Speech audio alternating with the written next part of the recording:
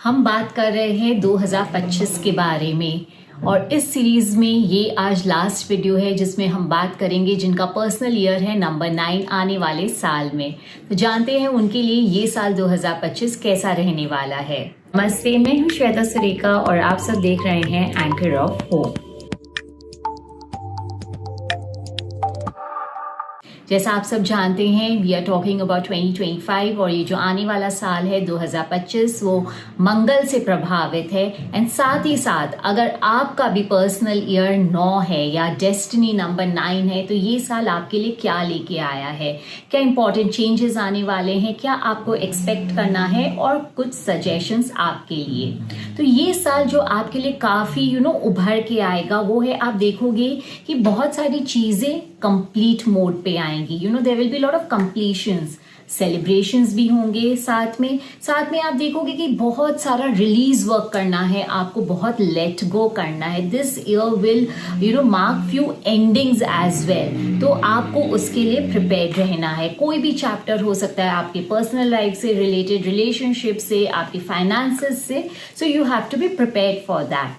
घबराना नहीं है, डोंट गेट स्कैर्ड। जो चीज़ें आपके लिए नहीं है, things which are not serving purpose for you, they will only move out of your life. इसीलिए मैं बार बार कह रही हूँ, अपने आप को आप मेंटली प्रिपेयर कीजिए। मैनी अ टाइम्स हम बहुत चीज़ों से क्लिंग ऑन करते हैं ये जानते हुए भी कि वो आपके लिए अच्छा नहीं है।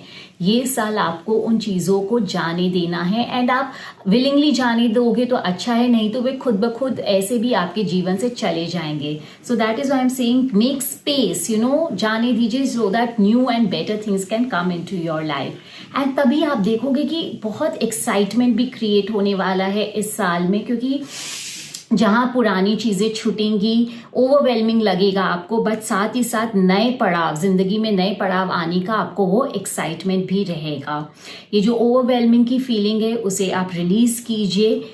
साथ ही साथ ये भी कहना चाहूँगी, कॉशन करना चाहूँगी, कुछ पुराने जख्म, scars, your exes, they might come back, but आपको पता होना चाहिए कि आप कैसे अपने बाउंड्रीज को क्रिएट करोगे, कैसे रिलीज करना है। इसके लिए यहाँ पे एक बहुत इंपॉर्टेंट टिप देना चाहूँगी।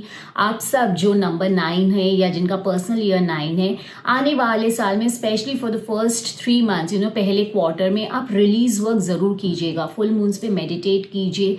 जो भी चीज़ें आपके जीवन में आपको होल्ड बैक कर रहे हैं उन्हें लिखिए, बर्न कीजिए, जस्ट लेट इट गो, अपने फीलिंग्स को रिलीज कीजिए। सेकेंड चीज़ जो आपको ज़रूर करना है, अभी तक जो भी चीज़ आपको लग रही है कि आपके इनकम्प्लीट टास्क है, अपने लाइफ को 4 इंपॉर्टेंट एस्पेक्ट्स में डिवाइड कीजिए। पर्सनल, प्रोफेशनल, आपके रिलेशनशिप्स, आपका स्पिरिचुअल ग्रोथ, जो 4 मेजर एरियाज है आपके लाइफ में, एंड हर एरिया में राइट एटलीस्ट 4 to 5 थिंग्स जो आपको लगता है कि things you have not been able to accomplish या कंप्लीट नहीं हुआ है, या कुछ आप उस एरिया में नया शुरुआत करना चाहते हैं, कोई बैगेज है उस एस्पेक्ट ऑफ लाइफ में, right, so that it will give you clarity. And जब आप रिलीज वर्क करोगे इन चीज़ों को लेके, आप देखोगे कि ये आने वाला साल आपके लिए कितना कितना फ्रूटफुल रहेगा। जैसे कि मैंने शुरू में ही कहा, ये साल आपके लिए बहुत सेलिब्रेशंस भी लेके आएंगे।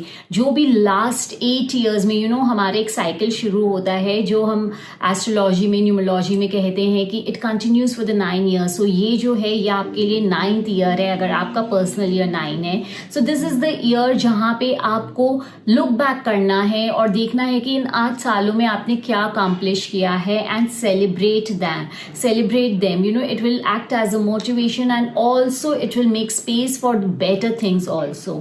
साथ ही साथ अपनी चीज़ों को ऑर्गेनाइज कीजिए, अपनी घर की एनर्जीज को ऑर्गेनाइज कीजिए। किचन का थोड़ा सा खास ध्यान रखिए, जो आपके घर का साउथ ईस्ट जोन है, क्योंकि वो हमारा जो है मनी इनफ्लो को गवर्न करता है बहुत हद तक, तो उसे डीक्लटर कीजिए, वहाँ पे थोड़ी चीज़ों को मूव कीजिए जिससे कि एनर्जीज सर्कुलेट हो सके।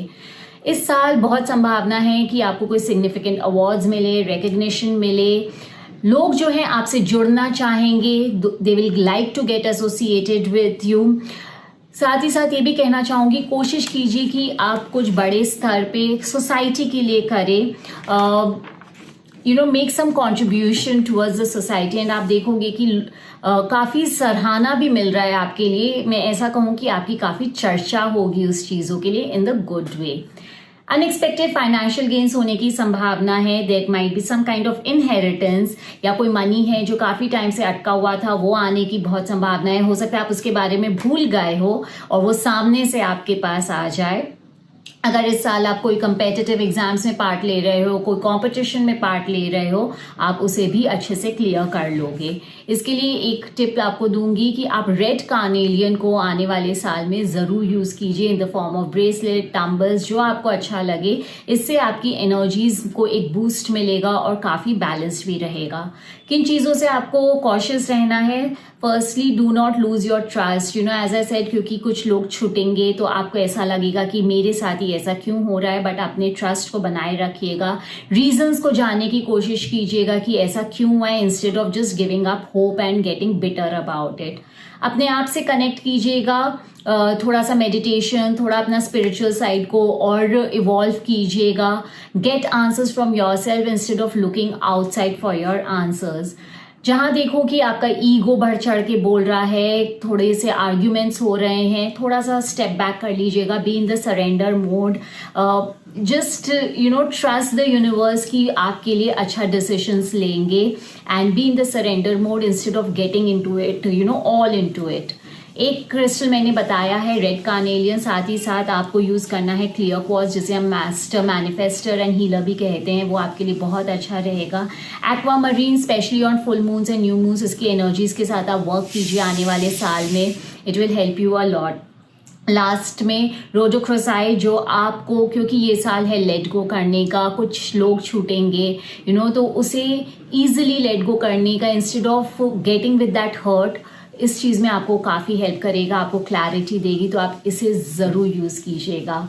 आई होप कि आने वाले साल आप सबके लिए बहुत बहुत अच्छा रहेगा. And the few tips and recommendations जो मैंने अपने इस सीरीज़ में आपके साथ शेयर किया है, this is going to be helpful for you.